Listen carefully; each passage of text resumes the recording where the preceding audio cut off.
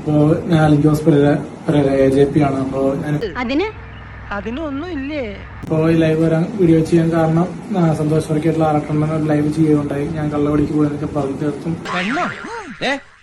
ഞാൻ അത്രക്കാരൻ നിന്റെ അച്ഛനെങ്ങാനും അതായത് കാമപ്രാന്തനാണ്, അതായത് ഒറിജിനൽ അല്ല, കള്ളുപിടിയുടെ ആശാണ്. ഇവനാരാണെന്ന് നിനക്കറിയില്ല.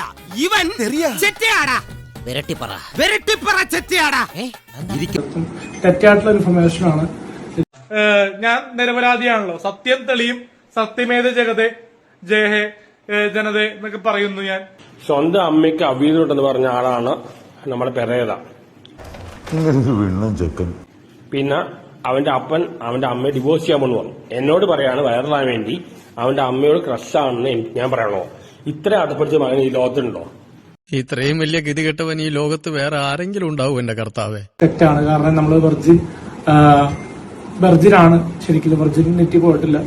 അപ്പൊ അത് ആദ്യ രാത്രി ഇവനൊന്ന് ഡൈവേഴ്സ് ചെയ്യാൻ നോക്കി, എന്തോ കണ്ട് പേടിച്ച് അവളെ ഓടിപ്പോയി. അലഞ്ചോസ് പേര് അഹങ്കാരിയാണ്, വന്ന വഴി മറക്കുകയാണ്. അവൻ ആദ്യമായിട്ട് ഇന്റർവ്യൂ കൊടുത്ത് ഞാനാണ്. ഇങ്ങോട്ട് വന്നേ നീ, എന്നിട്ട് ഇങ്ങോട്ട് നിന്നേ നീ.